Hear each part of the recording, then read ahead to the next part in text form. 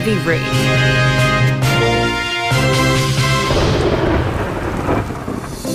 There's nothing like preparation when it comes to torrential downpour. Isn't that right?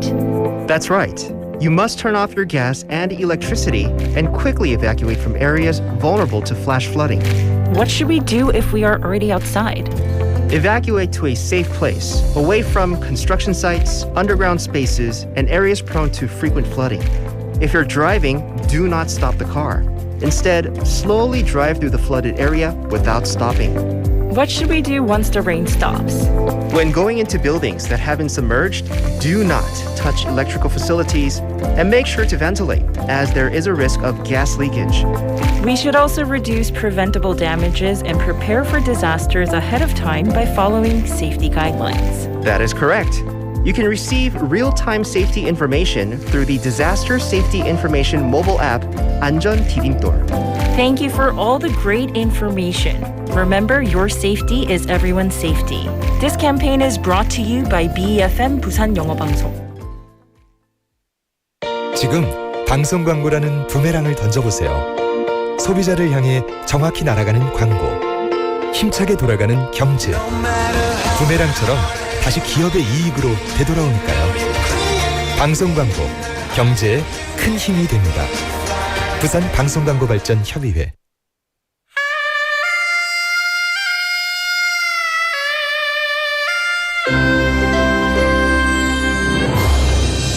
The time is now 7 o'clock.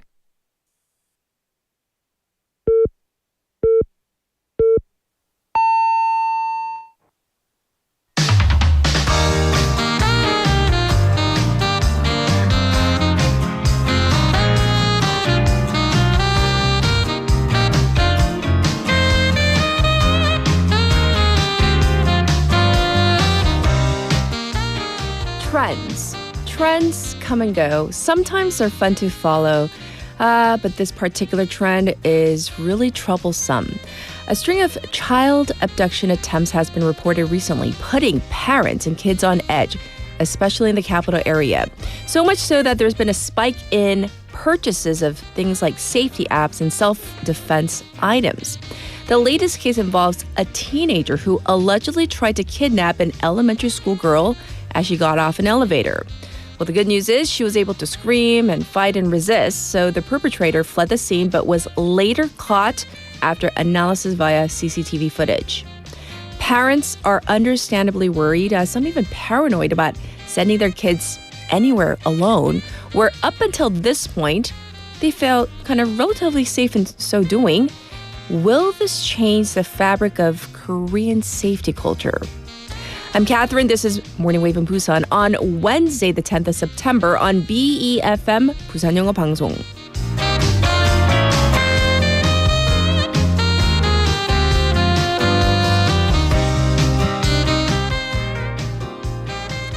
Good morning, Wavers. I hope you're all doing well on this hump day. I wish I could bring some really great, fantastic, positive news to all of you. Well, we have to discuss another heavy topic. In the opening, I talked about these string of attempted kidnappings.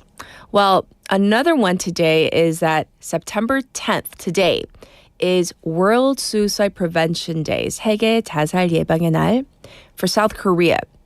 This is really meaningful because our country has the highest suicide rate among the OECD nations. This day is even more crucial. So according to Statistics Korea, the country's suicide rate last year came to the highest in 13 years at over 14,000. This means that 40 people on average took their own lives every day.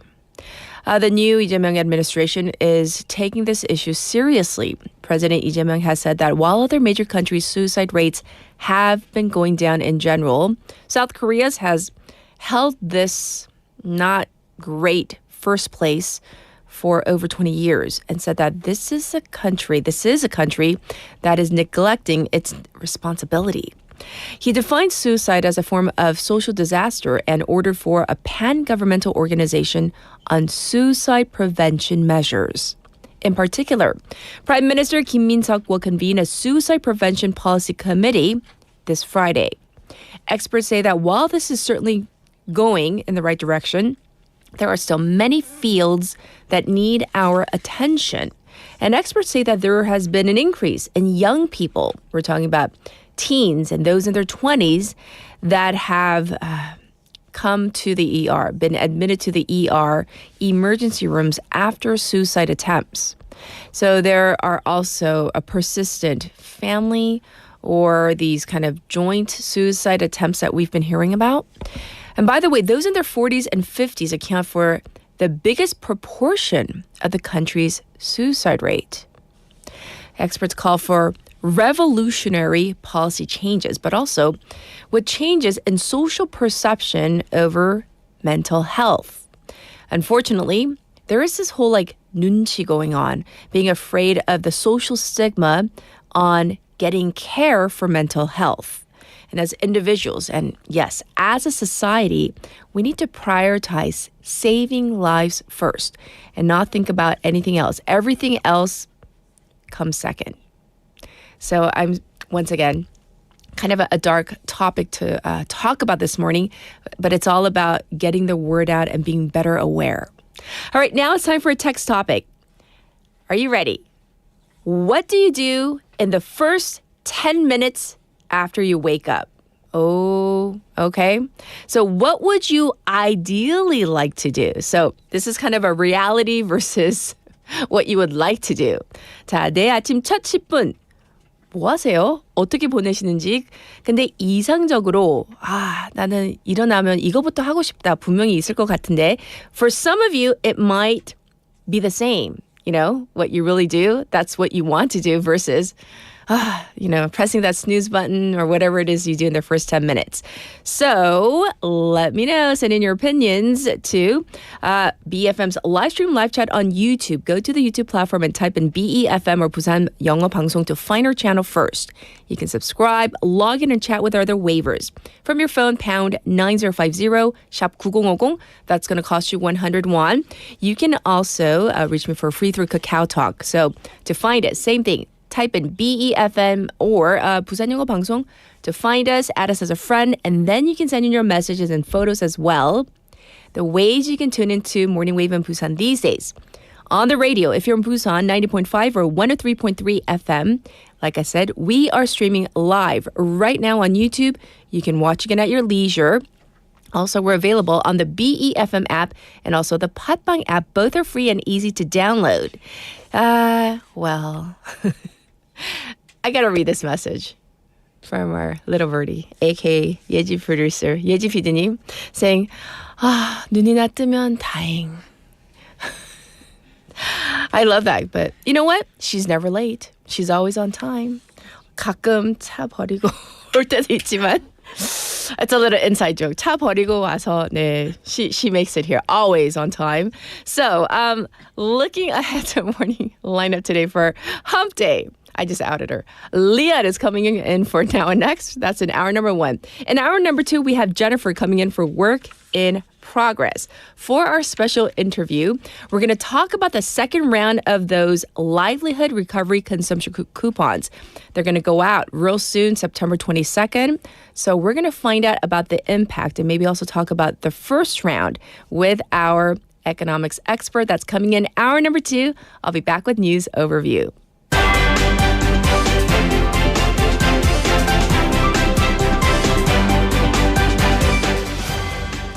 It's now 7:07 and this is News Overview. South Korea and U.S. working on final coordination for South Koreans detained in Georgia. Officials from South Korea and the U.S. are coordinating logistical details to bring home South Korean workers detained from an immigration raid at a Georgia battery plant. In breaking news, the workers are to depart from the U.S. around 2:30 p.m. on Wednesday, local time.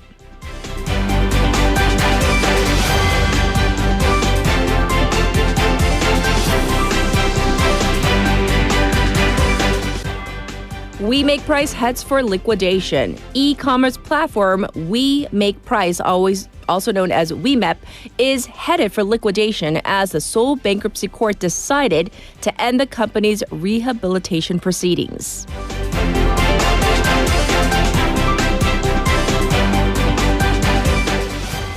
Government discusses using water from Doan Dam for Gangneung drought. The government yesterday held its first meeting to discuss using water from the Doan Dam in Pyeongchang to combat the drought in Gangneung.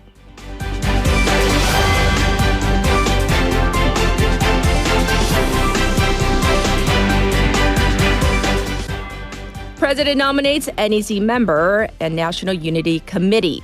President Lee Jae-myung yesterday nominated attorney Wee Chul-hwan as a member of the National Election Committee, NEC, as well as naming former Ministry of Government Legislation Lee Seok-yeon as the head of the Presidential Committee on National Unity.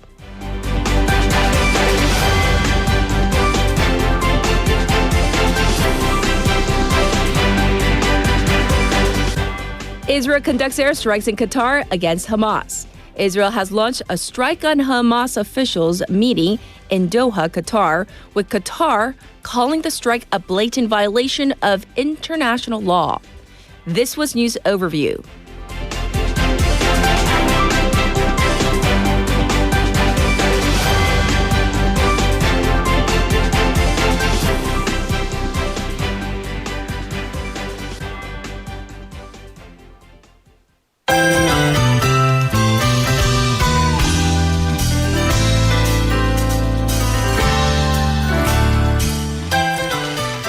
It's time for Now Busan. Sejin's here with us. Let's say hi. Happy Hump Day. Good morning. Yes. So Yes. I want to know what you do in the first 10 minutes. When Sejin wakes up, what do you do? Go straight to the bathroom. Do your business? Yeah. And then? Because it's not 10 minutes, right? I'm assuming. I hope not. And then? And then have a snack. Oh, Yeah. right when you wake up? Not like nibble on something. Oh, like something like, you Yeah. know, interesting. Oh, for me, okay, so this morning I woke up at 4:10 because I had to do some stuff, editing here. So I woke up at 4:10. What I usually do is I have an app. Yeah. Some people call it meditating. It's kind of like a little bit quiet time, reading something. And then after that, I go, and I really hate this, but everybody insists it's good for me. Drink a little bit of warm water. I'm supposed to drink an entire cup. I'll be honest. I took 2 sips this morning. And then, that's like into the second minute. I use the bathroom just like you.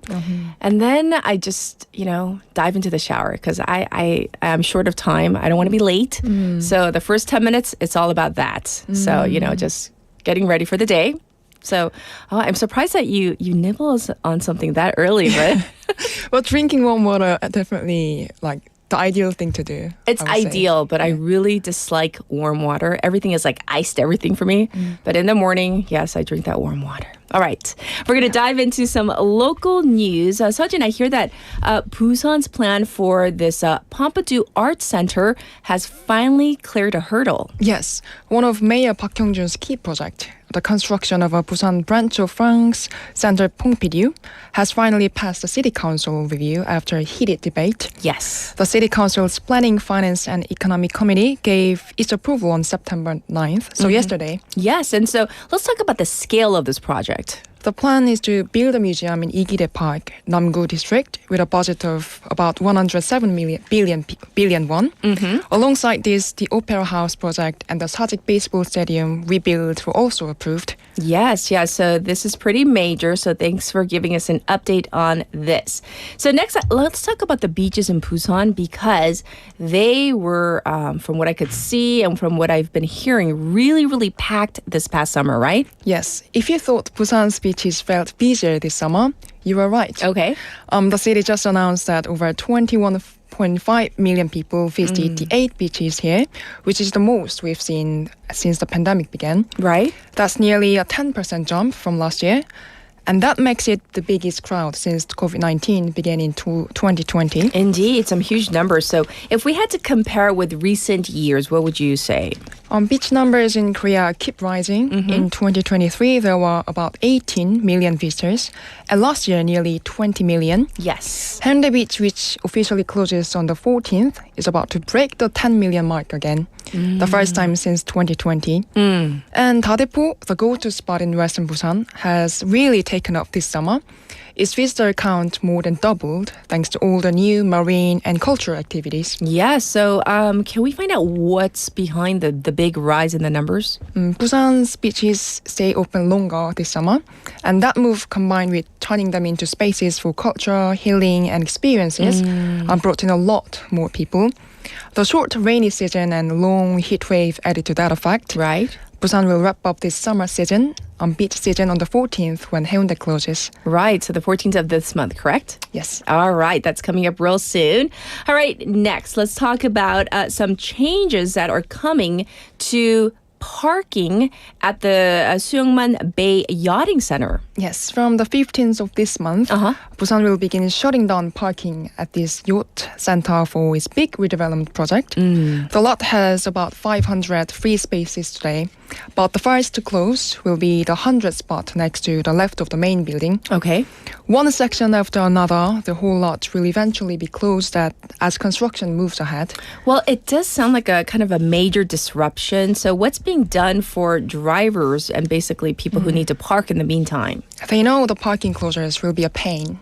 So the office is cracking down on cars that don't belong there and keeping 2 nearby parking lots open 24 hours. Okay. And this isn't new. Since April last year, the city has already been clearing the area, towing away over 300 boats and jet skis. They were just sitting there without permission. And all to push the redevelopment forward. I see. So inconvenience, yes, but here's the heads up on it, and you can plan accordingly. All right. Now let's talk about this. I hear that Busan has more students who are going to be taking the college entrance exam, the Sunung this year, the CSAT. So what's going on? Yes, so Busan City Office of Education says almost 29,000 students sign up for the next year's Korea CSAT or Sunung. That's about 1,500 more than last year. Right, and when we say next year, we mean for next year college entrance, but it's coming up this fall in a few weeks. So that's quite a jump. So what's behind the big increase in number? Well, do you remember the 2007 Golden Pig year when way more babies were born? Those kids were now high school seniors, and they've pushed the numbers way up. And most of the increase came from the current high school seniors, and up nearly 10% from last year. Right. While fewer graduates are giving it another try, dropped by about 5%. And the number of GED students, 검정고시, rose by about 8%. I have a golden pig at home as well. So I know everybody is in like scramble mode right now who was studying for that Sunung. What about like subject choices? Because, you can choose certain subjects. So students will take both core and elective courses for Korean and math. When it comes to the Korean section's electives, about 2/3 of students picked speech and writing, 화법과 작문, and about 1/3 went with language and media, 언어와 작문. For math section's electives, just over half chose probability and statistics, 확률과 통계. About 40% took calculus, 미적분, and only a tiny group, like 3%, went for geometry, 기하. So what about like the exploration elective subjects? As for the exploration subject, 탐구 영역, students can pick up to 2 subjects. And it doesn't matter whether they are social studies and science. Most students went for social studies, almost 58%. About 29% chose only science, and just 10% decided to mix both. Yes, so what happens next? After the official list of the test taker is confirmed, they're going to move on to the logistics, like assigning test locations and giving out application numbers. Right. So for those of you who might be golden pigs or are, housing golden pigs, and I say this lovingly, right? If you have a Sunung taker this year or a retaker fighting, good luck to all of you. All right, next, I hear something fresh is happening in Gimhae. Like we're talking about like something literally fresh food. Yes, Gyeongnam province announced that a brand new farmers market has opened in Gimhae. Yes. And it's actually the very, very first one for Busan, Ulsan, and Gyeongnam region. Well, tell us about this new place. The shops set up on the first floor of the Gimhae Agriculture Fishery Products Comprehensive Distribution Center. And it's basically a platform where farmers from all 3 regions can supply fresh produce and processed goods straight to local people.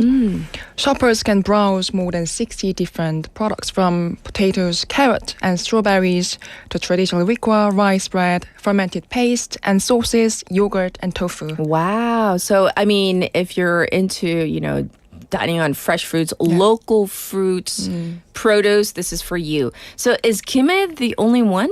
Kime is just the start. Both Busan and Ulsan will also be opening their own farmers market next year. Can't wait. So definitely, local farms, local tables, local food. It's a good thing. Moving on, Busan skies are about to get kind of like really loud, and it's going to be spectacular. So what is this? Bring your pen and mark your calendars. Okay. On the 13th, the Blackiglers, the Republic of Korea Air Force aerobatic team, will take to the skies over Busan's Gimhae Air Base for the Space Challenge event, performing at 10:30 a.m. and again at 2 p.m. Okay. So I'm glad you're giving us a heads up because sometimes there's a lot of loud noise and people get nervous. So we know it's going to be an air show. So how long is it going to run? Each air show will last about 40 minutes. And don't miss the rehearsal at 4 p.m. on the 11th. Keep in mind the schedule might change depending on weather conditions. Yes, and you mentioned Space Challenge. Is this the name of an event? Yeah, the Space Challenge started out as a model aircraft competition. But it has now become the Air Force's signature aerospace science event. Okay. Since last year, it's been held as a series of regional air shows. Ooh, so we're in for a treat. And if you're not going, you at least know what the loud noise is going to be about. So thanks for all the local information. We'll check in with you tomorrow. Thank you, Sajin. You're welcome. All right, I'll be back with your traffic and weather.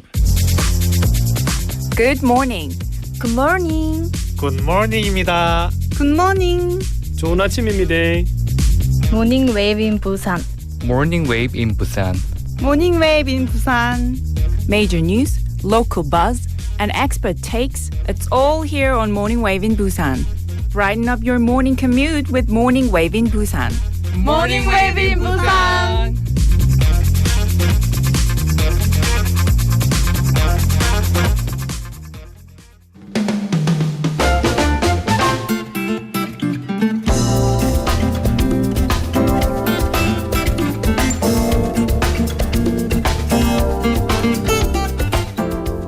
It is now 7:20. Here's your traffic report. First up, the Manduk intersection is congested to the Namhae Expressway Deokjeon ramp right now.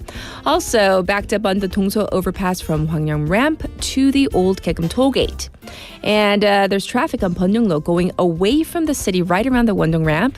And it's looking slow on Luno Samsungdaedo from Myeongji underpass to Shino Bridge. Currently, it's 22 degrees Celsius and it's partially cloudy right now. The daytime high is expected to go up to 27 degrees Celsius. All heat wave advisories have been lifted. Across the nation, cloudy, especially in the southern area with a chance of rain in Gyeongsang and the Jeolla regions. Clear across the central part of the country. Still hot in some areas with the daytime high to go up to 32. And tropical nights happening in Jeju. This was your traffic and weather.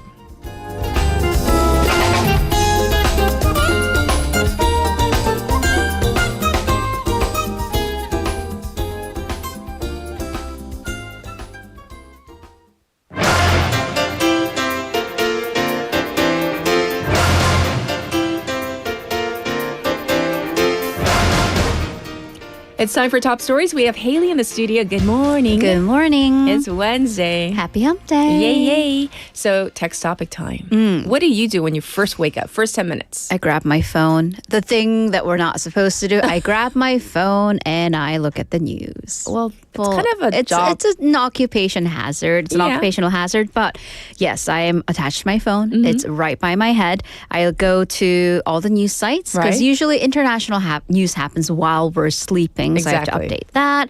And then right now with what's going on in Georgia, you do have to look at that. The time difference is just, it's like the death of me. It will be one of these days. But then I do drink warm water. I've actually switched to warm water starting yesterday because so far it's been way too hot for warm water. But yeah, I actually also slept without a fan for the first time in I don't know how long last night.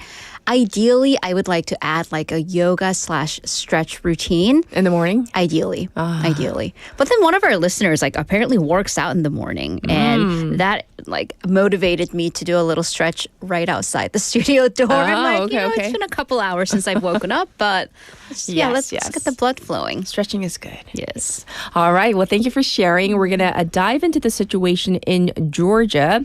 So, in the news, we mentioned the breaking news, but we need to know what went on, what's going on with the final negotiations to bring the detained South Korean workers back to South Korean territory. Right. So it seems that the workers who have been detained in Georgia will depart from the U.S. from Georgia Airport at 2:30. That would be Wednesday local time. Okay. So according to those in the airline industry yesterday, the Korean Air flight, the Korean Air is planning to it has sent its B7478I chartered plane from Incheon International Airport to the Hartsfield-Jackson Atlanta Airport. And that plane is due to depart this morning. This particular jet has 386 seats, so that means some 300 South Koreans that are detained, all of them can't get on the plane. Yes. So the plane is expected to depart from Atlanta around, again, late afternoon, 2:30 local time on Wednesday. So that means, though, the detained South Koreans will have to travel about 4.5 hours by car from the Immigration and Customs Enforcement or ICE detention center in southern Georgia to Atlanta. Okay. So right now, final logistical discussions are taking place on how to go about this, especially on buses to take them to the airport. Yes. This is according to the South Korean Consul General Cho Gi-jung, located in Washington, D.C.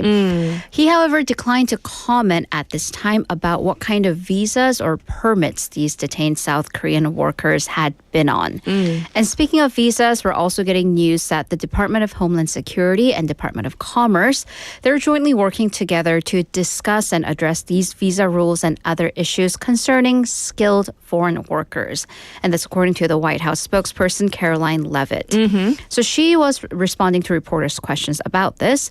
And Leavitt cited Trump's recent statement on this raid, noting that the president understands that foreign companies want to bring their highly skilled workers with them to the U.S., especially when they're creating what he called very niche products, referring to batteries and semiconductors. That's right. So while that wraps up this, at least, major chapter for now in this saga, there are still wide-reaching implications for South Korean companies in the U.S. Right, and this is why these ongoing discussions about what is to happen with visas and work permits will be important.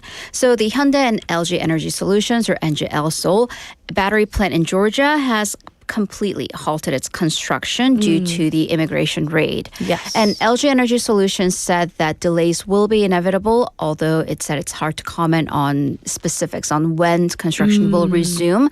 And subcontractors are pulling their personnel as well. Right. And the departure of these Korean workers, that also means that the specialists are gone. So one subcontractor to LG who asked to be unnamed said that of the 7 workers detained from that particular company, 6 were on the S or ISTA, and 1 was on the B1 visa, and that's specifically for attending meetings and conferences. So the American authorities reportedly told the company that B1 visa holders can go to the offices because they have conference rooms, so they are getting very technical about the visa. So you can go into a work site where there are meeting rooms, but not to the production line and production sites because under the conference visa, their argument is why would you need to go to a location where there aren't conference rooms? So again, technicalities. So one official from LG Ensol said that the factory in Georgia was about 98% completed. So the work that's left to do, that's required to do, it involves specialists, not construction workers. So again, these highly specialized workers are crucial to the remaining 2%. By the way, looking at a larger view, there are currently 22 factories that are under construction by South Korean companies on U.S. soil. And this encompasses, again, those niche industries like semiconductors, batteries, but also shipbuilding, with shipbuilding being now fast becoming a major component there. Yes. Estimated to total about 150 trillion won in investment. And industry insiders say that realistically, you cannot hire a specialist in the U.S. They can take care of the construction and setting up the very specific technology. Right. And as you can all imagine, waivers, this has not gone well over with the South Korean public. No, it has not. So in the latest poll by Realmeter, which gauged public opinion over this Georgia incident, 6 out of 10 South Koreans said they were disappointed with the U.S. government. So this was a Realmeter poll conducted over 508 adults on September 8th. Yes. 59.2% said that this detention, the immigration raid, was excessive and that they were disappointed with the U.S. 30.7% though, opposite direction, they said it was they couldn't be helped. It was inevitable and that they understand the U.S. government's side. 10.2% said they were unsure. Okay. There was definitely an ideological divide with more conservatives understanding of the matter at 53.9%, as opposed to when we're looking at progressives and moderates, we're looking at almost 74% of progressives and over 65% of moderates saying that they were disappointed. A little bit of housekeeping. This poll had a 95% rate of confidence, plus or minus 4.3 point margin of error. Right. And as one of our listeners, Tedden says, 이번 계기로 미국 비자 관련 문제 잘 해결되었으면 좋겠어요. Is I think the sentiment everybody is feeling right now. Absolutely. All right. Up next, let's move on. The government has announced the so-called Yellow Envelope Act yesterday with a six-month preparation period to follow. Right. So the Revised Labor Unions Act, or the Yellow Envelope Act, has been promulgated, or 공포, yesterday. Basically, it's been announced to the public. Right. So the bill, by the way, on last month, passed the National Assembly on August 24th and passed the Cabinet on September 2nd. So what this bill does is it expands the legal definition of employers, 사용자, and therefore strengthens the responsibility of main contractors to their subcontractors. Right. It also limits the scope of responsibility for unions or laborers to have to pay for damages or compensations when they go on strikes or other collective action. So while proponents of this bill, they've heralded the bill for boosting labor relations and protection, businesses have expressed concerns about ambiguities in the bill leading to confusion and possible negative impacts on the economy. Right. So this is why the 6-month preparation period will be crucial. Right. So Labor Minister Kim Young-hoon said that the ministry will launch a task force to support those on the scene. And they will also, during this time, gather input from industry insiders and create this very finely tuned manual. Okay. So the ministry said that this upcoming manual will include standards or criteria on what defines an employer, procedures for negotiations between the main and subcontractors, and the criteria for determining labor action or organized action. Yes. And the law will go into effect 6 months from now, so that'll be March 10th of next year. All right.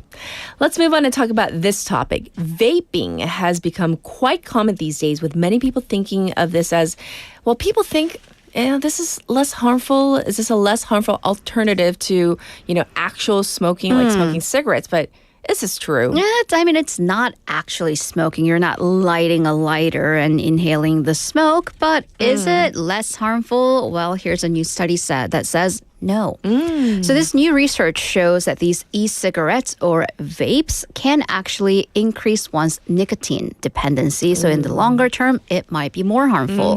So this is according to the Korean Association on Smoking or Health Research that was commissioned by the Health and Welfare Ministry. Over 800 smokers aged between 20 and 69. Yes. So it looked at subjects' nicotine dependency based on what kind of cigarettes or cigarette products they use. So one key indicator in this case was how long it took you between when you first woke up and had your first smoke, thus our text topic. So the shorter this time was, of course, the more addicted you were. So the highest rate of dependency in this category came from those who exclusively used e-cigarettes or liquid e-cigarettes, 액상형 전자담배, where 30% of users said that they had their first e-cigarette within 5 minutes of waking up, which is severely dependent on nicotine. When we looked at vaping, 관련형 전자담배, that was 26% within the first 5 minutes of waking up. Regular cigarette users actually, interestingly, had the lowest rate of reaching for that cigarette within first 5 minutes of waking up at 18.5%. Other factors may be at play because I'm assuming a lot of them don't smoke at home. Right. If you're lighting up an actual cigarette, and are you really going to take the elevator downstairs? But this data shows that the standard assessment tools that smoking clinics use may be limited in getting exact assessments and help they needed. So the study basically shows that what these e-cigarette companies are marketing in terms of these advertisements as them being the better alternatives may not be true. Right. And I do want to talk about teenagers because this may be especially true for teenagers. Right. And, the discussions that were had decades ago with tobacco companies and cigarettes, they're being had now with e-cigarettes. So these teens, they turn out to have kind of a wrong perception of what e-cigarettes are. This is based on Samyuk University survey commissioned again by the health ministry. This showed that almost 40% of teenagers thought e-cigarettes were alternatives to smoking or aids in quitting smoking, which no. So 32.2% thought that e-cigarettes were less harmful than regular cigarettes or even not harmful at all. Oh. So the report pointed to tobacco or e-cigarette companies targeting marketing towards teenagers. We especially see this widespread marketing on social media or on YouTube video platforms with well-known celebrities and influencers. Sure. And again, this is what happened with cigarette companies way back when to make smoking look cool. Before laws banned advertisement of smoking. However, that does not apply to e-cigarettes or vapes in this case. Students say that they get curious about these products because they have a, quote, pretty design or they smell fruity. Yes. And again, this is dangerous because teenage exposure to nicotine during these years can make them more vulnerable to nicotine addiction and even may have impact on their brain development. Yes. So the report says that current prevention measures are not enough to stop these new threats and called for developing new methods that can combat these new allures. Yes. All right, for our final story, we're going to go to this whole long-standing issue of Google Maps in South Korea. What's going on? So real quick, we might be getting one step closer to getting Google Maps to work properly in South Korea because that's been a very long-standing issue. South Korea's map market, navigation market is dominated by portal sites, namely Naver and Kakao, because of all of these legal issues about security. So yesterday, Google held a press conference saying that it's going to accept the South Korean government's request to hide security facilities in its satellite images it provides on the app. And this is in part of the tech giant's cooperation with the South Korean government.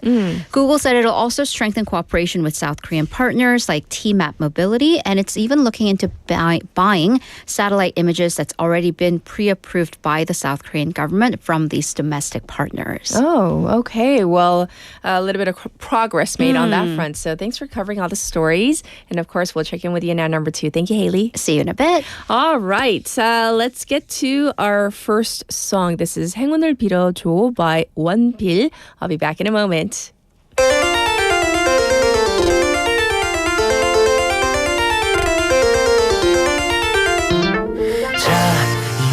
기나긴 모험을 시작할 시간 준비했던 짐을 메고 현관문을 열 시간 전이 들었던 집을 등지고서 익숙한 이 동네를 벗어나서 내 발 앞에 그려진 출발선 이젠 딛고 나갈 그때가 된 거야 앞으로 총 몇 번의 희망과 그리고 또 몇 번의 절망과 차가운 웃음 혹은 기쁨의 눈물을 맛보게 될지는 모르겠지만 아무쪼록 행운을 빌어줘 내 앞길에 행복을 빌어줘 계절이 흘러 되돌아오면 더 나은 내가 되어 있을 테니 기대해줘 나갈까 말까 수도 없이 망설였지만 일도 도움 안 되는 고민 따윈 이젠 그만 사랑하는 내 모든 사람들의 기대와 응원을 등에 업고서 내 발 앞에 그려진 출발선 이젠 딛고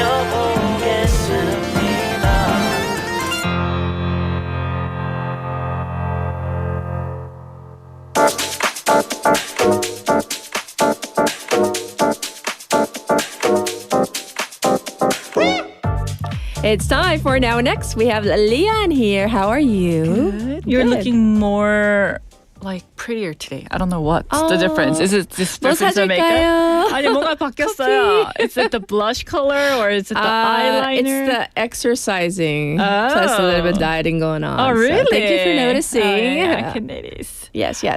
So text topic time. Yes. I want to know, what do you do in the first 10 minutes after you wake up? And what would you like ideally want to do? Because some people, they dream of this, but they actually do this. Yes. Well, I fall guilty to a bad routine and sometimes a very healthy routine. Oh, okay. It's always up and down for me. But I guess 7 out of 10 days, I just go for my phone. And then I have to start with like 도파민 충전해야 돼가지고 just start with the the easy scrolling. It's so real though, because right? you need a little bit of time to get your engine going. You know what I mean? To wake up your brain. But that's the worst way to. I know. What about the remaining 3 days? The remaining 3 days, I try to be smart. I don't. Some days I do a digital detox for like 1 hour in the morning. Ooh, which is even hard, I know. So I leave the smartphone in the living room. No, in the 거실. That's the living room. Right? One and the same. It's been so long. And then I sleep without the... And so that helps me when I wake up to not reach for my phone. But do my morning ritual, which I'm trying to be healthy, which is drink a 1 soju cup of olive oil and then finish it off with a 1 teaspoon of lemon. Lemon, freshly squeezed lemon juice. Oh, really? Yeah, because I heard it's really good for you and it's good for your gut. Guts. Yes. And it's very absorbent in the morning. So that's me. You're so trendy. You even do the olive shot with the lemon extract. That's so trendy. I don't know if it's helpful yet, but I've been doing it on and off. But I think it's all about consistency. So 제이슨님 소주가 아니라 소주 shot glass. 소주 shot glass. 아침부터 소주 마시는 거 아니에요, 우리 리안 씨? It's in the 포인트입니다. cubby, the little cup. Yes, but he wrote like 소주 놀랬어요. 네. 아침부터 소주. 오해. 빵. No, that's not me. All right. Well, let's dive into what you have for us for now and next. Yes. So today I want to start off with a dating trend. I love these dating because we don't date. I know. Because we love hearing about it. Yes. Have you heard of this term? This Gen Z dating term called Shrekking. Like Shrekking? Like Shrek as in, the character? The character from Shrek, the green monster. Shrekking. I've never heard of this. I've been Shreked. It's kind of like a thing. It's a meme. thing? 진짜 모르겠다. What is this? Shrekking.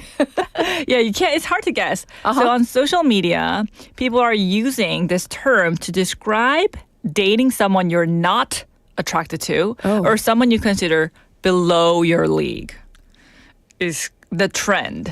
So you might be wondering, why is this a trend to date someone you are not attracted to? 아니, like if there's no chemistry, why are you getting into the relationship? Yes. Right. So it's basically on the logic that if they're under your league, if they're beneath you in terms of and by the way, this is like in theory, not what we think. Okay. And this is not. I don't do this. You know what I mean? It's rude. I feel rude talking about it. Right. But anyway, if the person feels like, the person that they're dating is under your league and below your beauty standards, basically they think themselves as Princess Fiona choosing Shrek, right? That's why it's called Shrek. I don't even want to laugh. It's so terrible. It's so cringe. Right. So, except when you say this term, I got Shreked, it means there was no fairy tale ending as the person might have expected. I see. So the plan basically backfires. So people who are going into these relationships with someone who are less attractive than they are in their mind. Okay. Think the relationship is going to be easygoing. Because, they're going to treat me nice. Like, I'm prettier than you. Yeah, so I'm you're better looking, But then, surprise, turns out the relationship isn't as easygoing. And thus far, you use the term, I got Shreked, which is the worst. That's so bad. It's you Gen Zers. PD님, 이러면 안 돼요. Don't be Shrekking. 하지 마시라고요, 지금. Right. So does it mean like you date someone who, in your mind, might be, I don't know, a notch down. Yes, I don't even like saying this, but like in theory, right? In theory. Because you feel safer and then you like still get hurt? Is that what it is? Yeah. At the end, it gets hurt, which makes sense, right? And so creators in social media websites have been posting stories that go basically like that. They say, I gave a chance to someone I wasn't really into. I figured they'd be grateful.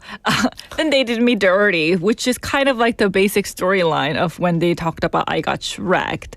And that whole phrase, though, I figured they'd be grateful, but they did me dirty. It's like so hilarious to me, right? They did me dirty, like meaning, how could you? Right? How could you? 내가 널 만나줬는데. 감히. 감히? like, 나를? 이쁜 나를? 막 이런.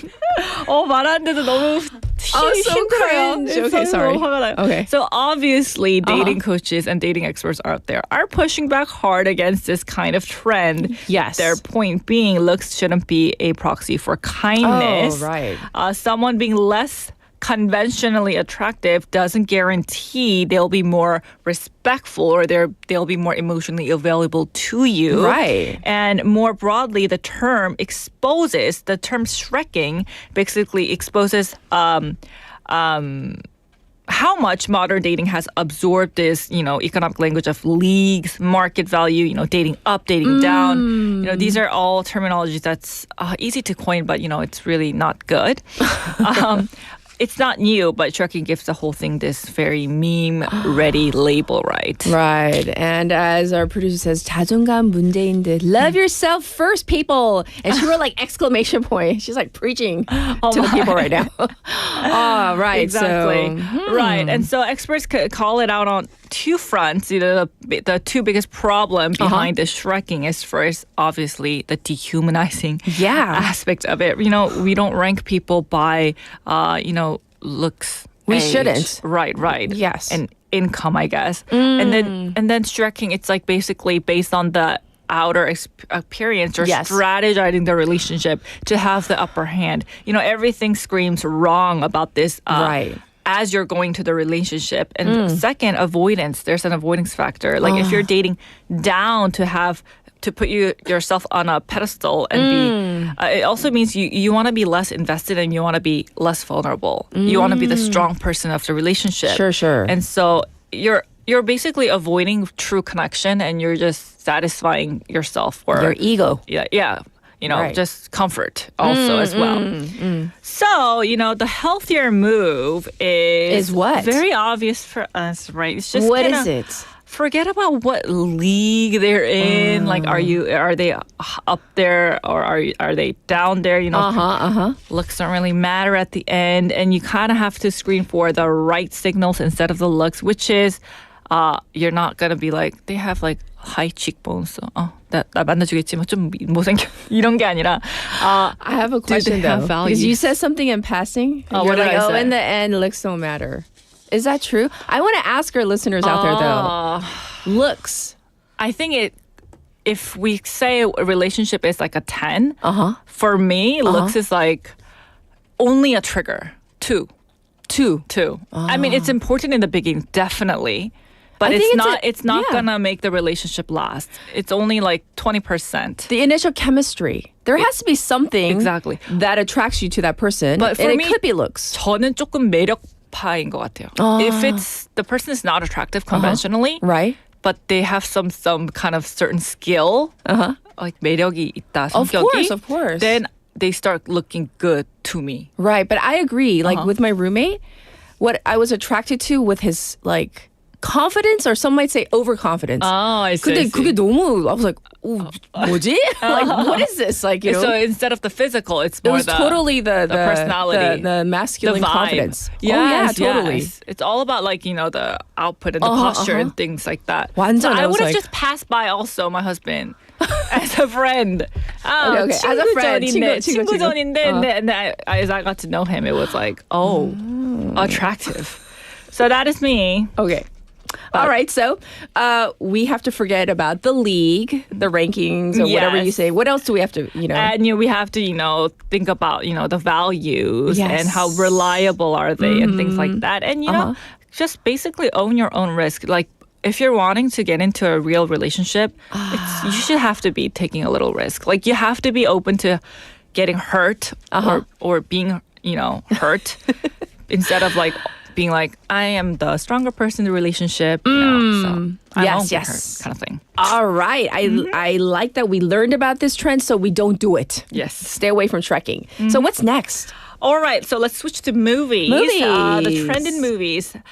This year, starting with what the biggest trend in the U.S. has been, it's horror films that's been doing quite well. So it's big scares like the typical vampires, zombies in the sequels of the zombie series, and these films have been really pulling back people into the theaters. The thing about popularity about horror films is that they have smaller budgets, but they have big returns, and so horror is proving to be cheap and also very popular for our audience. Are you into horror films? I am not. You aren't. I did look forward to did you watch the 28 weeks later, 28 years later? I haven't seen the final series? one. I haven't, but I've been obsessed with the first two. Have you watched the first two? It was pretty good. Right, but that's I haven't my watched type the of horror film. I don't like the gory and the gory I can do. I can't do the Japanese style eerie like school based back in those like 10 to right the Grudge Yogogeddam style 그런 건 that I can't. I see. But the gory and zombies I like. So definitely like less of the romantic comedies. Yes. More of the run from the monster or murderer kind of thing. Yeah, so horror films have been coming back, and after the pandemic, we've seen it here in Korea as well. But globally, people have been losing the habit of going to the cinema at all, right? Yes. But this summer especially, horror has helped them return to the theaters because summers have been sizzling hot. It's been really long, and people have been really opting to go take about 2-hour break into the cool air and have some horror films. Anywhere there was air conditioning, I have to say, was a win. Exactly. This past summer, it's like, 에어컨 있는 데가 집에 최고. 있을 수가 없었어요. 그러니까요. 도저히. Yes. It's been a long... And, horror films have been doing quite well here in Korea as well. Sure. But the genre has been different. Like, in the U.S., it's the typical, the vampire and the zombies. But here, it's more about... it has more connection to our daily lives. So, 층간소음 is a very big thing. Oh, yeah. Right? We always see it in the noise, news, the fights. Yes. And so, there's a movie that's out, about this 층간소음 that's... leads up to some gory ending. Yes. Basically. And also there are films in Korea about body horror films, which is basically films that exaggerate beauty pressures and body surveillance. So people are very self-aware about what they should look like, which is in Korea generally the culture is we are very looks oriented. Oh yeah, definitely. So it's kind of making fun on that kind of culture through the horror film. So interesting. horror films have been trending in the US, in Korea as well, for different reasons, in different genres, but it has been the trend of the day. Indeed. Of the month, of the summer season. Well, thank you so much for going over these two trends, Shrekking, which we should avoid. And then also horror films, I guess, are, hot back again. So pulling people into theaters. Well, we're going to call it a wrap for today. Wishing you a very happy hump day. We'll check in with you next week. Thank you, Lian. Bye-bye. All right, everybody. This was Now and Next. And speaking of Shrek, you know this song, All-Star by Smash Mouth from, yes, that film Shrek. Somebody once told me the world is gonna roll me. I ain't the sharpest tool in the shed. She was looking kind of dumb with her finger and her thumb in the shape of an L on her forehead. Well, the years start coming and they don't stop coming. Fed to the rules and I hit the ground running. Didn't make sense not to live for fun. Your brain gets smart but your head gets dumb. So much to do, so much to see. So what's wrong with taking the back streets? You'll never know if you don't go. You'll never shine if you don't glow. Hey now, you're an all-star. Get your game on, go play. Hey now, you're a rock star. Get the show on, get paid. And all that glitters is gold. Only shooting stars break the mold. It's a cool place, and they say it gets colder. You're bundled up now, wait till you get older. But the media men beg to differ, judging by the hole in the satellite picture. The ice we skate is getting pretty thin. The water's getting warm, so you might as well swim. My world's on fire, how about yours? That's the way I like it, and I'll never get bored. Hey now, you're an all-star. Get your game on, go play. Hey now, you're a rock star. Get the show on, get paid. All that glitters is gold. Only shooting stars break the mold. Go for the moon. Go for the moon.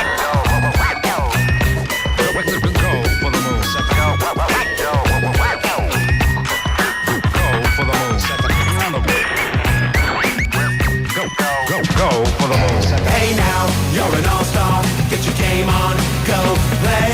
Hey now, you're a rock star. Get the show on, get paid. And all that glitters is gold. Only shooting stars. Somebody once asked, could I spare some change for gas? I need to get myself away from this place. I said, yep, what a concept. I could use a little fuel myself, and we could all use a little change. Well, the years start coming and they don't stop coming. Back to the rules and I'll hit the ground running. Didn't make sense not to live for fun. Your brain gets smart, but your head gets dumb.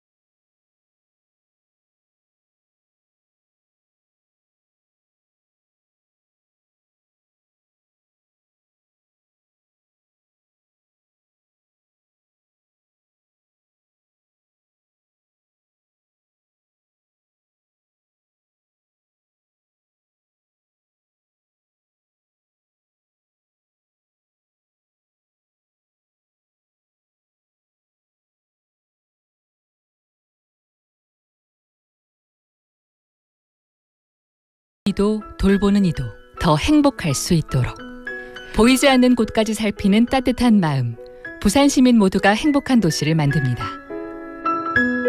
이 캠페인은 부산 시민의 행복한 일상을 이끌어가는 부산 사회서비스원이 함께합니다. 혹시 지금 운전 중이신가요? 어린이 교통사고 피해자 수는 지난 3년 평균 약 9만 명. 특히 어린이 보호구역 안전기준이 강화된 이후에도 어린이 보호구역 내 사고는 지속적으로 발생하고 있습니다. 스쿨존에서는 반드시 시속 30km 이하 서행, 스쿨존 내 불법 주정차 금지, 차량 출발 전 앞뒤 좌우 살피는 습관으로 어린이가 안전한 도시를 만듭니다. 참, 운전 중 휴대전화 사용은 모두에게 위험합니다. 우리 모두를 위한 교통안전, 나부터 실천하면 모두가 안전해집니다. 어린이가 안전하게 뛰어놀 수 있는 부산. 아이 키우기 좋은 도시는 우리 모두의 미래이자 희망입니다. 이 캠페인은 어린이가 안전한 부산을 만드는 은행, B&K 부산은행과 함께합니다.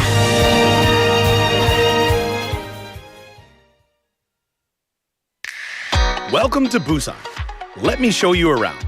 Here you can find the world's largest musical in-ground fountain and the world's only UN memorial cemetery. Stroll along the coast and explore the largest mountain fortress in Korea.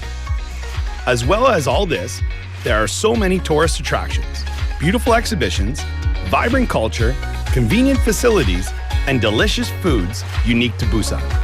With all the beauty and charm of the amazing city of Busan, you'll find yourself right at home in this ever-changing tourism paradise. So stay with us a while.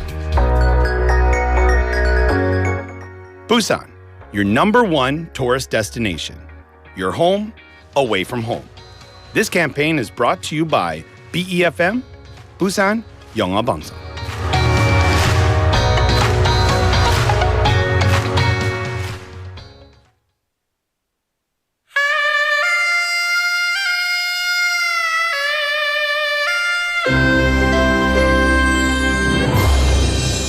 The time is now 8 o'clock.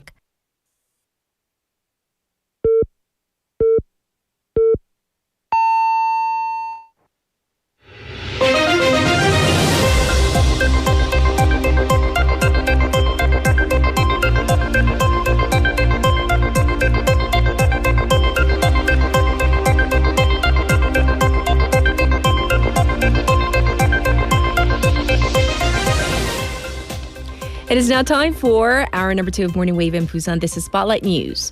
South Korea and U.S. working on final coordination for South Koreans detained in Georgia. Officials from South Korea and the U.S. are coordinating logistical details to bring home South Korean workers detained from an immigration raid at a Georgia battery plant. In breaking news, the workers are set to depart from the U.S. around 2:30 p.m. on Wednesday, local time. Foreign Minister Cho Hyun is meeting with U.S. Secretary of State Marco Rubio on Tuesday local time to discuss the matter of detained South Koreans from a battery plant in Georgia, as well as long-term visa issues. The Departments of Homeland Security and Commerce are working together to address visa rules and other issues concerning skilled foreign workers, according to the White House.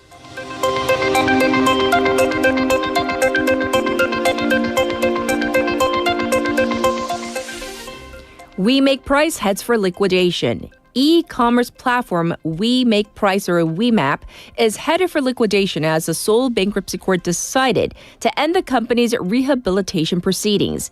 WeMap, as well as Qoo10 subsidiary Timon, entered a court-led rehabilitation process last September. While Timon was acquired by grocery delivery platform Oasis, WeMap struggled to find a buyer.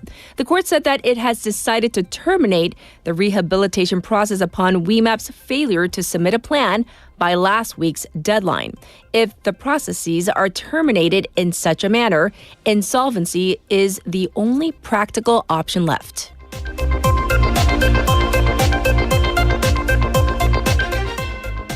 Government discusses using water from Doan Dam for Gangneung drought. The government yesterday held its first meeting to discuss using water from the Doan Dam in Pyeongchang to combat the drought in Gangneung. The dam can provide up to 300,000 tons of water to Gangneung per day, but the pipe to Gangneung has been shut off since 2001 due to issues with water pollution. Officials from the central and local governments, the Environment Ministry, and the Korea Hydro and Nuclear Power discussed comprehensive ways to utilize the dam. In the meantime, the water level at Gangneung's Obong Reservoir now sits at 12.1%.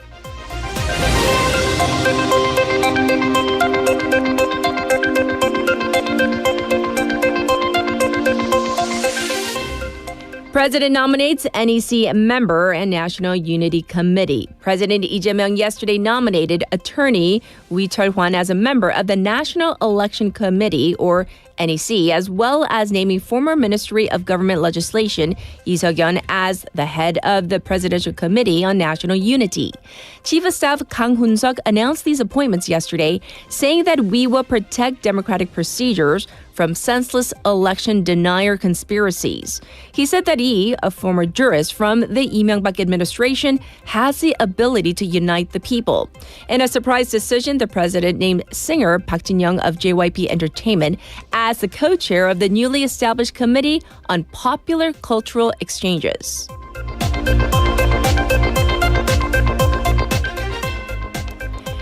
Israel conducts airstrikes in Qatar against Hamas.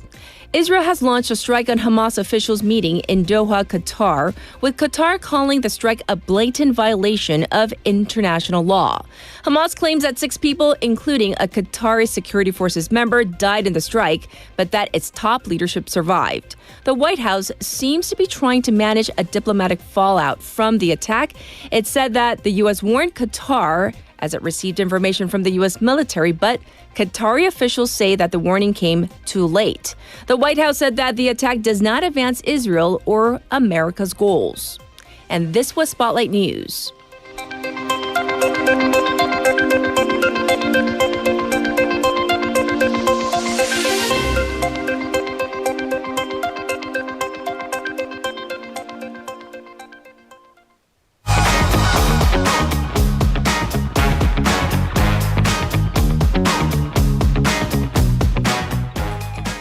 It's time for Waglwagle. Haley's back for this segment. Welcome back. Hello again. Yes, yes. Well, we're going to dive into our first story. It's about a series of deaths reported with lower rank officials in the military in the last 2 weeks. Right. So this is according to the Army and People Power Party, or PPP, lawmaker Yoo Yong-won, who's a member of the Parliamentary Defense Committee. So an Army Sergeant First Class Chung-sa was found dead in his dorm with a suicide note this Monday morning. And then prior to this, on August 23rd, a Sergeant Hasa in the border area, and on September 2nd, a captain at a Korean Army Academy. They too also took their own lives. So upon these deaths, Defense Minister An Gyu-baek ordered commanders in an emergency meeting to stick to basics and fundamentals, and also value the lives of soldiers and officers. He called for these institutional measures on creating a friendly military culture and suicide prevention earlier this month. So lawmaker Yu, who also served as a military specialist journalist, said that having 3 officers under 10 years of service die in a span of 2-week period is a serious matter. Yes. He stated that orders and directives from top down, they don't change anything, and called for urgent communication meetings with these lower ranked officers, a task force for accident prevention, and decisive actions to make changes within the military. So to the larger point though, mental health within the military, that shows signs of red flags actually. So according to the Defense Ministry, in the first half of 2021, so 4 years ago, there were 4,985 non-commissioned officers, 부사관, and lower-ranked officers or lieutenants who sought psychiatric treatment. So a little under 5,000. Yes. However, this figure jumped to 6,497 for the first half of last year. And also voluntary discharge and leave of absence requests both actually doubled in the same period. Right, and this also happens to be, once again, World Suicide Prevention Day as we're marking that. So very unfortunate to hear about. Well, let's move on for now with the increasing popularity of Korean food, K-food. We are seeing more and more Korean restaurants globally pop up, but some of them may not be quite authentic. Right, so authenticity is one thing. You cannot expect to go to every single Italian restaurant and expect to see an Italian chef. Same true. thing with Korean. However, there's a difference between being authentic and flat out problematic, cultural appropriation, or just sometimes wrong. Okay. So according to reports from Koreans living in Romania, a Korean restaurant recently opened up in the second biggest city in Romania, Cluj-Napoca. It's called, the name's also interesting, Bite Me Korea, which I think they maybe meant like a bite of Korea, like 한국 한입, maybe, hopefully. But bite me means like something else. It's like, so what? Like, you want to fight me? That's also interesting. Anyways, it sells Korean-style corn dogs. The interior is very much Japanese. And we have a visual. We have a quick visual. And by Japanese, I don't just mean like kimonos, but I'm talking the rising sun flag, ukiruki, which is, of course, a huge no-no in Korean culture. So the local community, the Korean community, is said to be kind of up in arms. They're very upset, naturally. You do not expect to go into a Korean restaurant and see that. A symbol of Japanese imperialism. So Koreans living in Romania say that these sort of kind of what they call straight up wrong Korean restaurants, they can give locals the wrong idea about what Korean culture is. Right. And there have been similar reports of Korean restaurants, at least according to these reports, apparently run by Chinese nationals or those with Chinese background in Europe with wrong Korean writing on the menu. And also odd or off decorations. So whenever we talk about Korean popular culture, we go to Professor Seo Kyung-deok of Sangsin Women's University, yes, who said, of course, we cannot stop other people from using Korean culture commercially. But we also have to correct distorted images of Korean culture, especially when we're at a time when K-foods like kimbap and ramen are extremely popular through K-pop demon hunters and more, and that we should continue to lodge complaints to these quote-unquote nonsensical Korean restaurants so, they can make improvements. Oh, yes, indeed. Oh, that image, though. That really? That was a, yeah. Yeah, that's extreme. All right. We're going to move on and talk about the ongoing Epstein saga and the political burden that it's kind of becoming for U.S. President Donald Trump. Well, I mean, it has been, and that burden continues to grow. So we're going to jump to the U.S. for this next story. So previously, U.S. outlets, namely the Wall Street Journal, reported that Donald Trump wrote and drew a suggestive note for convicted sex offender Jeffrey Epstein, who killed himself in prison for his 50th birthday. Trump actually filed a defamation suit against the Wall Street Journal and its parent company over this report. However, now there's proof. The U.S. Congress, none other than the U.S. Congress, released an image of this letter. So the letter was turned over by lawyers for Jeffrey Epstein's estate in response to a subpoena, so an order from the House Oversight Committee, one of the very few, if not the only, committees where the Democrats have control. So it was included in the set of notes that sent to Jeffrey Epstein for his 50th birthday. So this note, we won't throw up a photo. We don't need to. But it's a sketch of a woman's torso. Yes. And it's kind of like a poem, limerick, or it's an imagined conversation between Trump and Epstein that Trump allegedly wrote, and what appears to be Donald Trump's signature below, because Donald Trump has a very distinctive signature. Right. We'll get to that part in a bit. But Democratic Congressman Robert Garcia said that they secured this infamous birthday book that contains a note from President Trump that he claimed did not exist, and called for the president to tell the truth and release all of the Epstein files. Okay, so that's one side. Well, we need to hear from the other side. How did President Trump respond to this? Right. So officials from the White House, they are seeking to discredit this note. So Deputy Chief of Staff for Communications from the White House suggested that basically the signature is false because it only says Donald and not Donald Trump. However, now their reports say for years that Trump has only used his first name in signatures. And they even brought in his signature from a letter from 95 that closely resembles the signature on this note. Okay. By the way, this leather-bound volume, and the thing is, Trump is not the only person who signed or wrote cards and letters for this massive birthday book. It contains dozens of images and letters of rather sexually explicit nature. Yes. Other contributors include Bill Clinton, billionaire Liam Black, Harvard Law School professor and one-time Trump lawyer Alan Dershowitz, and now British ambassador to the U.S. Peter Mandelson and Les Wexner, among others. So speaking of the list, well, here's one version, one could say. Yes. All right.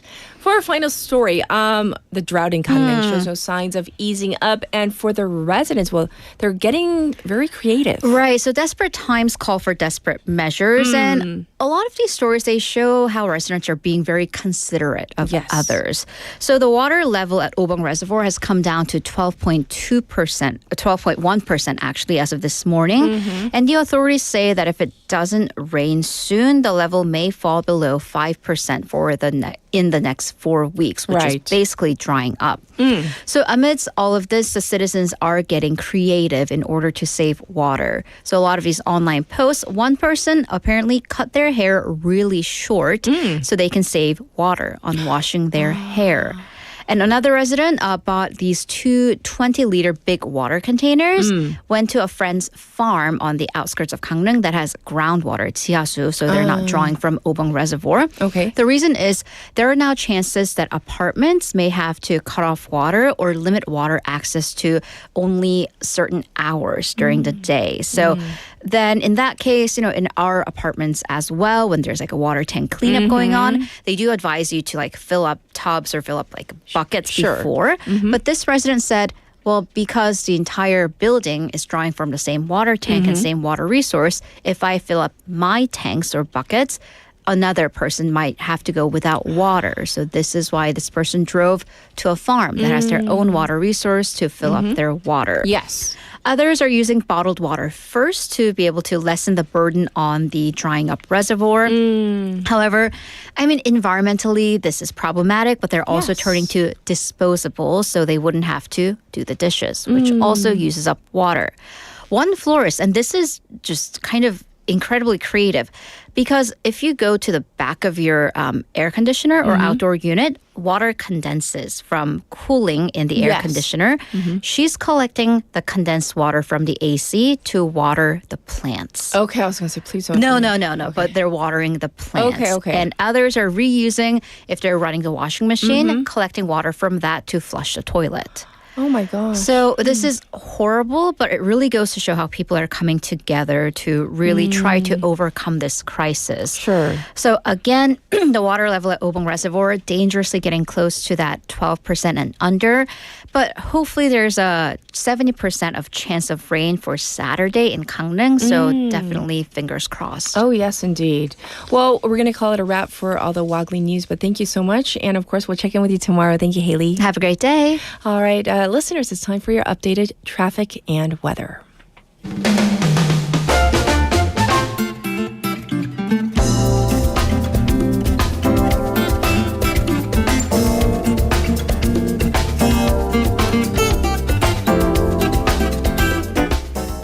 It's now 8:15. Here's your traffic update. First up, we have some congestion on Gwanmun-daero from Chwacheon Overpass to Pier number 5.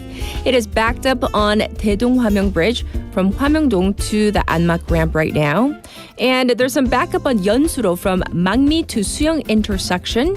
It's also looking slow on Gaya-daero from Daegum to Jure intersection.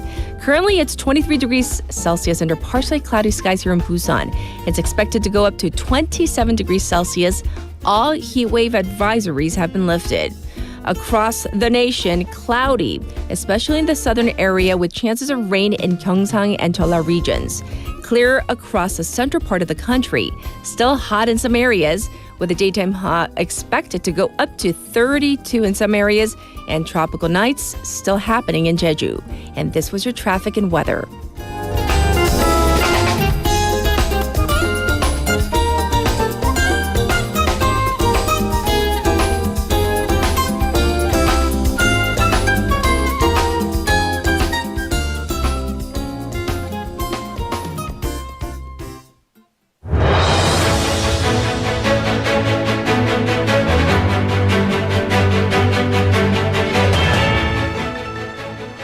This is your special interview on this Wednesday morning. If you remember, on July 21st, the South Korean government began distributing the livelihood recovery consumer coupons to boost regional spending and also to support small businesses. By the end of August, nearly 49.7 million people, about 98% of those eligible, had received the funds. But big question, are these coupons really helping the economy? Opinions remain divided, and some argue that the coupons provide only a temporary lift with limited impact. The second round is set to roll out on September 22nd. So we're going to take a closer look at what this program means for households, local economies, and the country's broader recovery. Joining us is Professor Yang Jun-seok, Professor of Economics at the Catholic University of Korea. Hi, Professor. I hope you're doing well. Oh, hi. I'm doing fine. I hope everybody is feeling fine and doing fine as well. Thank you. So first of all, this Livelihood Recovery Consumer Coupon Program, how does it work exactly, and in what ways, in theory, can it help the economy? Okay, well, basically the government is giving money to citizens, and I'm sure most of the Korean listeners know how this is distributed. The money could be distributed through physical coupons issued by regional governments, but the way that most people prefer getting the money, they can get physical debit cards, or it could be put into your own personal debit cards or credit cards that you're already using. Yes. Now, citizens use this money to buy goods and services, but the places where you can use this money is actually somewhat limited. If you're using physical coupons, then you're limited to traditional markets around your neighborhood. But if you're getting it in forms of debit cards, or if you're using your own cards to get the money, then it could be used on purchases from smaller stores or service providers. Right. So these stores should have annual revenues of less than 3 billion won. And you can use it at franchise stores or convenience stores if they are owned by individuals rather than the headquarters of the franchise companies. So that has caused some confusion, but I think people are pretty used to it by now because we had something similar during the COVID epidemic. Now, the program has two policy goals: stimulating domestic consumption and assisting these smaller stores because they've been the most hard impacted by the current economic slowdown. So during the first phase of the program, government would give each citizen somewhere between 150,000 won to 450,000 won, depending on their income and their place of residence. Right. And again, the usage of this money will be restricted to smaller companies, smaller stores. And there are some concerns. I am one of them that perhaps this program is not the most efficient way of spending the money that the government uses to try to stimulate the economy, and the long-term effect will be limited. I'll get to that point in a few seconds. But the second phase of the program will begin on September 22nd. That's when about 90% of the Korean population will be eligible for another 100,000 won. The top 10 earners in the Korean economy, the top 10 people who earn the most money will be excluded this time around. And it won't be made on the basis of how much you paid income tax. It'll be based on how much health insurance you paid.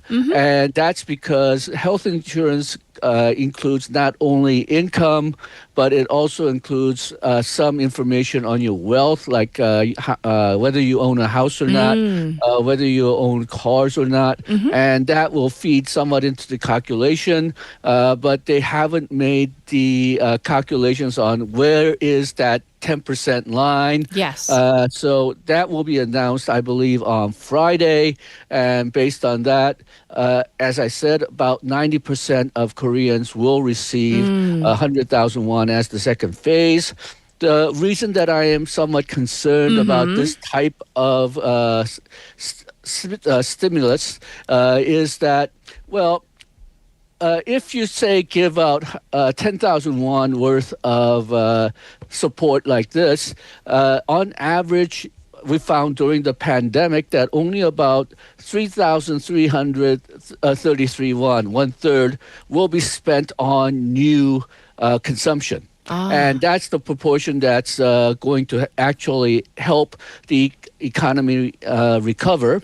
And the rest, the 2/3, are likely to be saved because, well, they're going to use the coupons because they got it and it has to be spent in a limited period of time. Sure. But it'll replace the cash purchases that you would have made anyway. And it turned out that cash will be saved. And that is a rational decision for an individual, but it doesn't really help stimulate the economy. I see. So you can sort of justify it during the pandemic and this year because the economy has been so bad. But as a tool that you would use usually, yes. cases where there isn't such a bad situation like you have this year, there's a lot of doubts whether this will be a good policy to use. There are better policies to use more to get more efficient stimulus. Well, Professor, many people are wondering, so this money for the 2 rounds, where exactly is it coming from? Is it from like a supplemental budget? Was there money set aside? So where are they getting the money? Okay, well, for these first and second round stimulus this year, it's coming from the second supplementary budget. The spending there was authorized at 31.8 trillion won. It has other programs, but it also contains the budget allocated for the consumption coupon program. And it authorizes the payment somewhere between 150 to 500,000 won per each citizen. And how it was financed, well, some of the financing came from existing programs, some money that weren't spent or money that was reallocated. Sure. And then there was about 0.9 trillion won, which was financed through increases in inheritance taxes, but most of it was financed through issuing debt, issuing basically treasury bonds. Yes. And that comes to about 21.1 trillion won's worth of treasury bonds. Those was authorized to be issued. That will raise the Korea's debt to GDP ratio from 48.4% to 49.1%, not only because of the issuance of the bond itself, but because Korean growth is not as large as they had thought. But still, it adds significantly to Korea's debt to GDP ratio. Right. So, Professor, you already alluded to the idea that maybe only about a third might be going to actually stimulating the economy because otherwise the money people would have already spent is being spent through these coupons. So, in your expert opinion, what might work better than these recovery coupons? Do you have any idea what policies or what else might be in order instead of these recovery consumer coupons?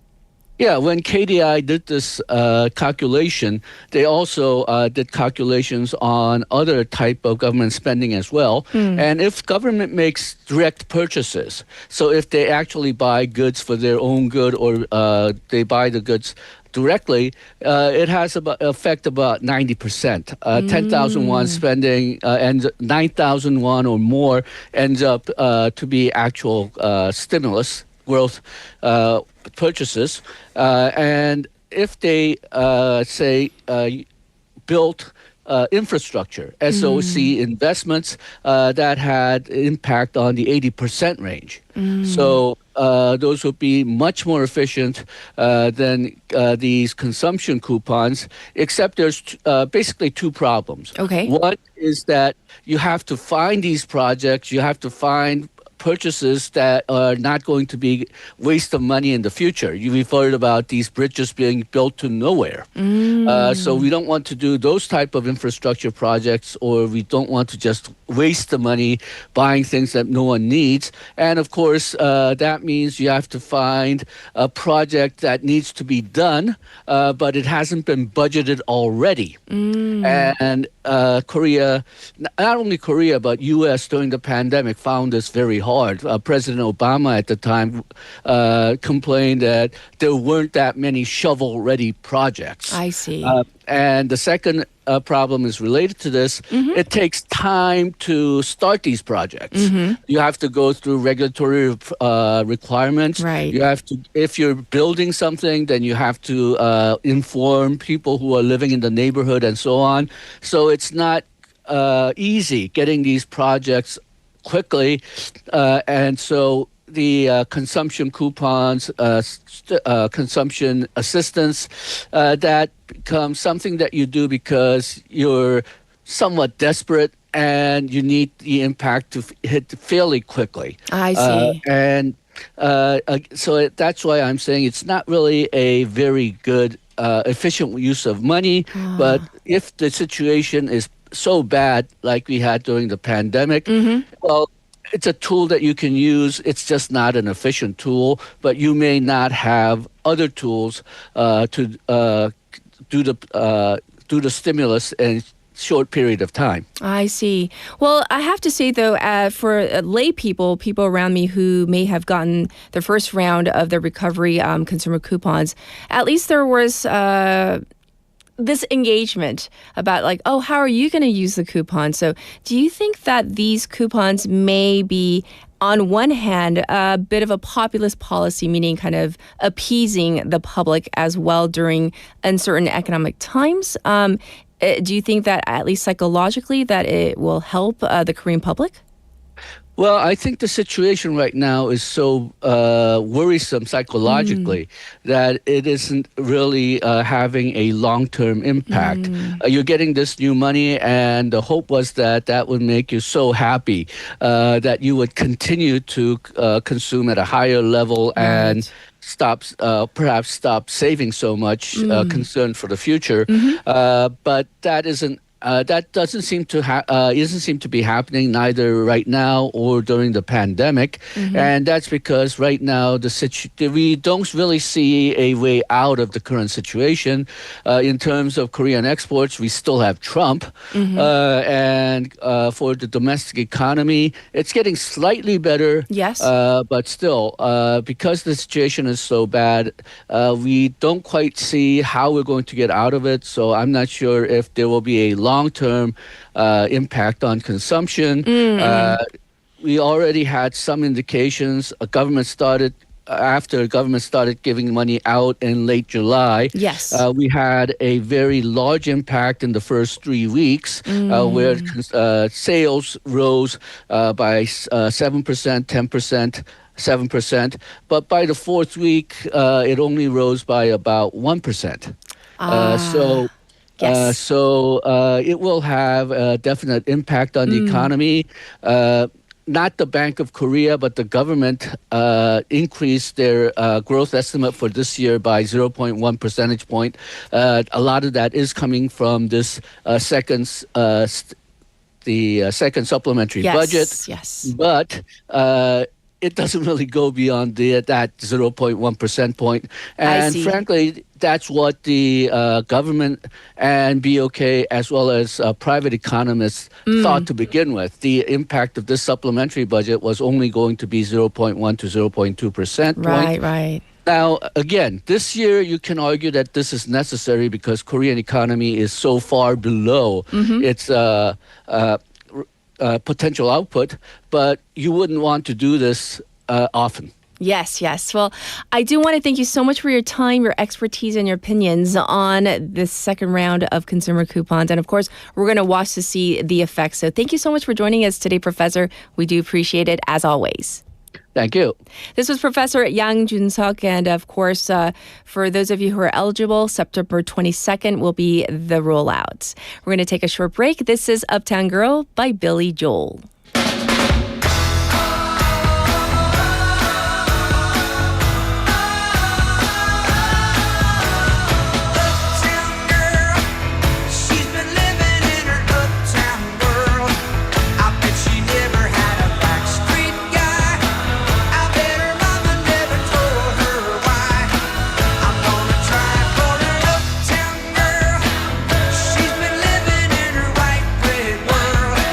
As long as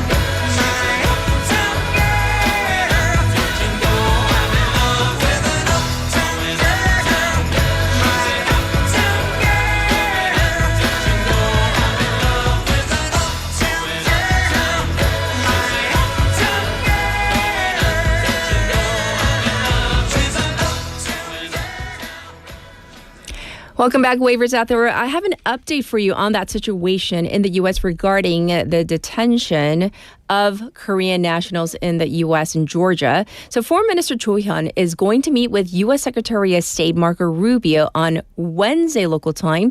That is according to the South Korean embassy in the U.S. So this is actually a day later than it was originally planned, as announced by the Foreign Ministry. However, the return of the detained South Koreans scheduled for Wednesday will take place as scheduled. So that is definitely a sigh of relief, good news. And the top two diplomats are expected to discuss visa issues and make sure that the South Koreans that are leaving the U.S. will not be disadvantaged by this incident when they try to enter the U.S. again in the future, especially as they were there for work. So that is the current situation, and I'll be back with Jennifer in just a moment.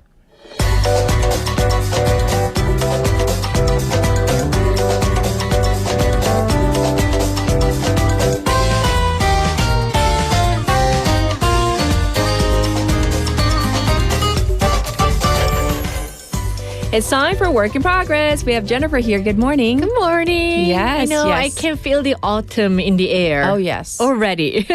I just hope that it lasts for a while before it turns cold. Can we enjoy the breeze? I definitely feel it too. It's in the air. There's no happy medium. It's either too hot or too cold. The extremes, yes. Yeah. Well, we're going to dive into our topic for today. What do you have for us? Okay, today I thought we should tackle a hot topic in Korea's labor market, strikes and wage negotiations. Because recently industries like banking and automotive, where average salaries are already relatively high, have seen labor talks break down. Yes. Leading to strike threats or like actual walkouts. That's right. So, Jennifer, what's really behind these conflicts? At its core, it's about definition of fairness. Labor unions demand high wage increases, better benefits, or shorter working hours, while management worries about costs, competitiveness, and sustainability. Yes. Each side calls for what they see as reasonable. I don't know about that word, reasonable, because, reasonable is very different depending on which side you're on. Who you are individually as the company. So give us an example of this. It really depends on where you're sitting, right? Yes. So recently, one major auto manufacturer faced the union demands for significant pay increases, profit sharing, and even shorter work weeks. Yes. Negotiations, of course, stalled, and the union prepared for partial strikes. The first in several years.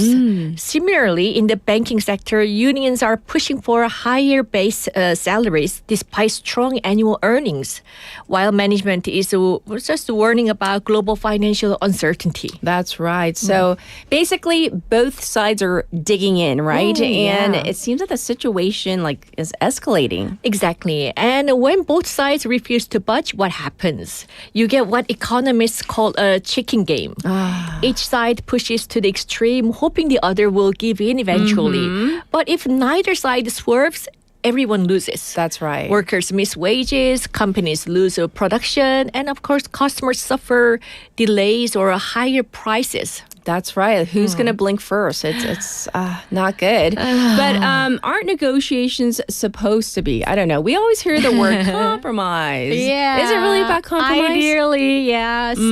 The best outcomes lie in the middle, of course, where both sides feel at least somewhat satisfied. Yes. But the middle is hard to find because unions define fair pay one way and companies define sustainable costs another. Yes, and that gap is where the tension really lives, right? Yeah. So imagine that in these types of situations, emotions might be running high as well because, not just for the companies, yes, they're trying to, be sustainable and cut costs. But, for people, it's their livelihoods we're talking about. Oh, yeah, absolutely. For workers, it's not just about this year's paycheck. Yes. But long-term security. For management, it's about survival in competitive global market. True. Both sides feel the stakes couldn't be any higher. Well, these struggles that we talk about, they're not unique just to Korea, right? Oh, not at all. Globally, we've seen waves of labor strikes. In the U.S., auto workers went on historic strikes in 2023. Yes. Securing higher wages after weeks of disruption. In Europe, transport and healthcare strikes are frequent whenever inflation rises faster than salaries. And another noteworthy example comes from Boeing in the US.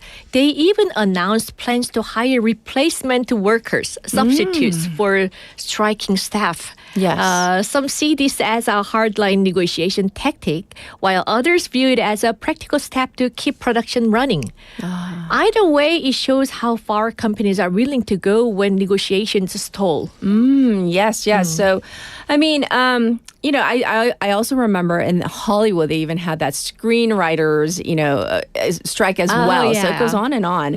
And hiring replacements might escalate tensions, right? I mean, for people who are like crossing that line into replacing regular workers. It does raise questions about how far contingency planning can go before it undermines trust altogether. Striking that balance is really essential. But what about like public perception? Because especially here in Korea, but in other places as well, unions all often there's like kind of this negative image, especially when there's like a strike going on. You're right. Unfortunately, in Korea, unions are sometimes portrayed as aggressive or overly demanding. But in many European countries, unions are seen more as a social partners, part of the system with a formal seat at the table. Okay. In Japan, unions tend to be more moderate and company-based. So they don't really carry the same confrontational image as in Korea. And in the US, after years of decline, there's been renewed interest among younger workers in forming unions at companies like Starbucks or Amazon. So perception really varies across cultures and also industries. Yes. So really fascinating to hear about.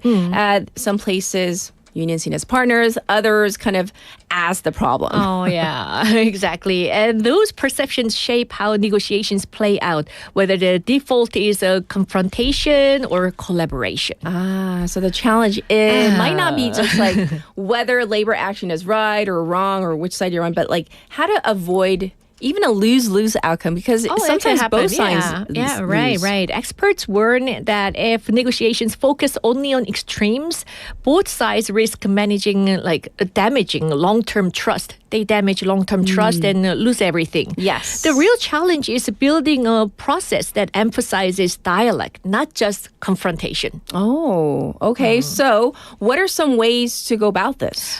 Well, a few strategies stand out. Okay. For one, structures mediation can help. A neutral third party makes it easier for unions and management to actually hear each other, because on negotiation table, people don't listen, right?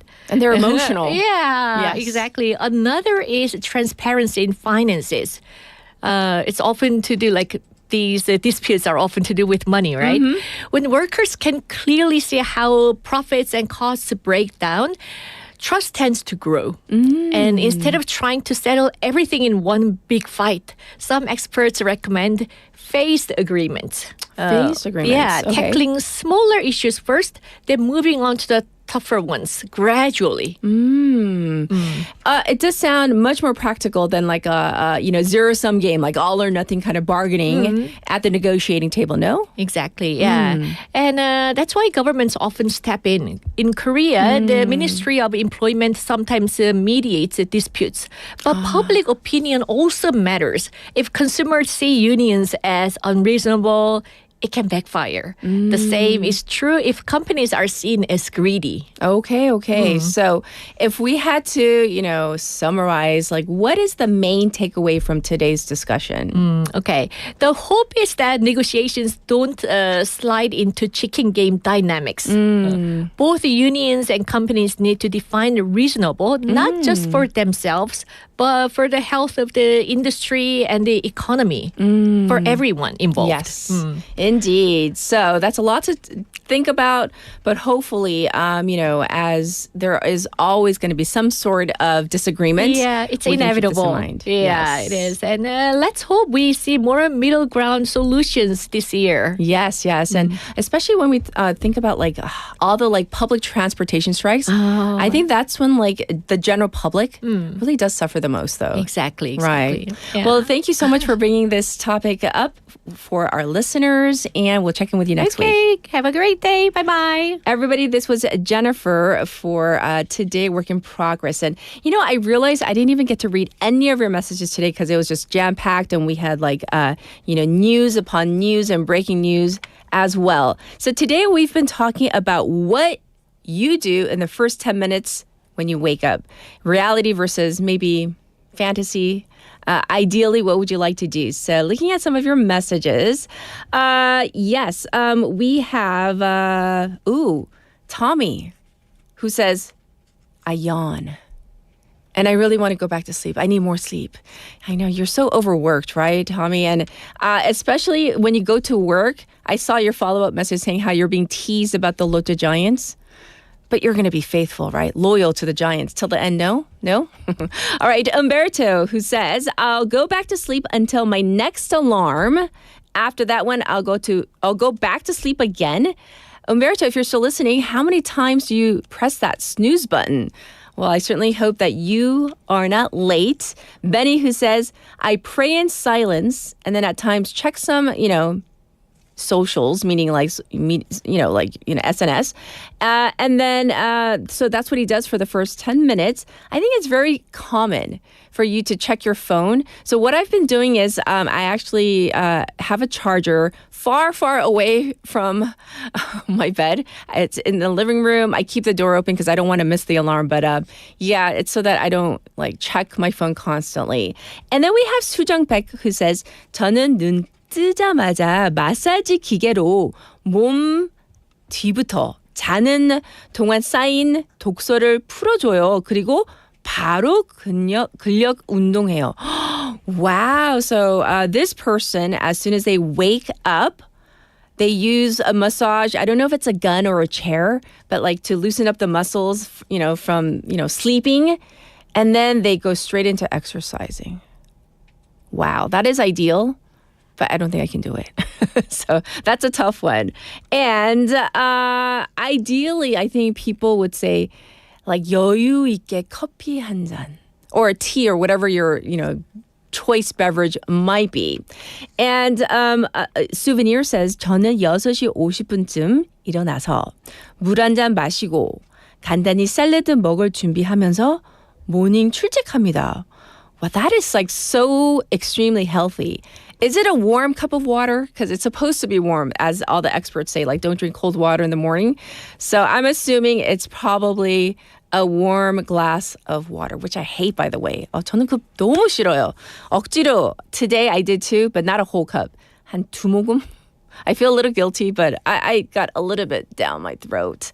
Yes. And then for everybody else, let's see. Yogesh, who says, when I wake up, I just groan about why it's not the weekend. 그러니까 오늘 hump day, Wednesday. Looking forward to the weekend. Yes. Hey, guess what? Tomorrow, it's going to be a special day because for our special interview, as we prefaced last week, we gave you a little teaser last week, we're going to have one of the 사자 boys on air with us for a special interview. So what does that mean? Yes, it means as you tune in religiously every morning, you got to tune in and stay tuned in throughout the program because that's coming up in hour number 2 for special interview. All right. Big thanks to our Morning Wave and Busan staff. We have our producer, Jo Ye-ji. We also have our assistant producer as well, Kang Yi-jin, our writers, Haley Saw and Soo Kim. I'm your host, Catherine. I'll be back to do it all over again tomorrow. Final song, 흐린 가을 하늘에 편지를 써 by 김광석. Have a good one, everybody. Bye-bye.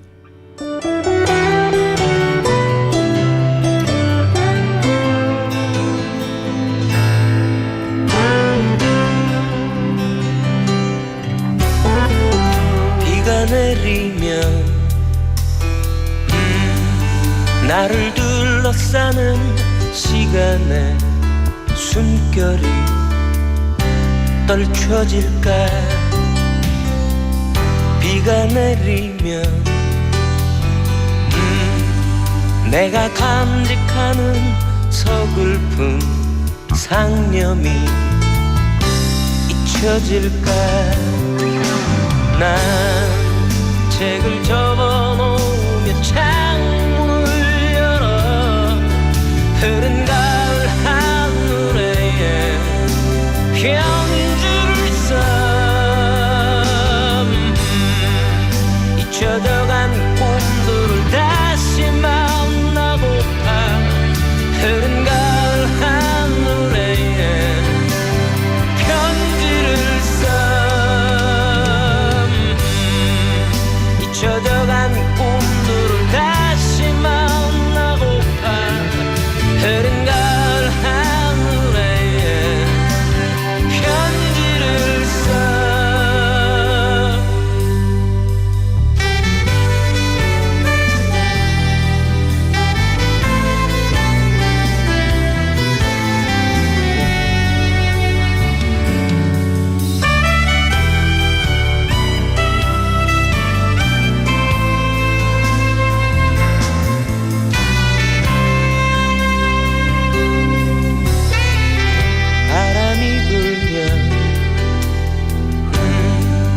나를 유혹하는 안일한 만족이 떨쳐질까 바람이 불면 내가 알고 있는 법 위의 길들이 잊혀질까 난 책을 접어놓으며 창문을 흐른 가을 하늘에 편지를 써 잊혀져간 꿈들을 다시 만나고파 흐른 가을 하늘에 편지를 써 난 책을 접어놓으며 창문을 열어 흐린 가을 하늘에 편지를 써 잊혀져간 꿈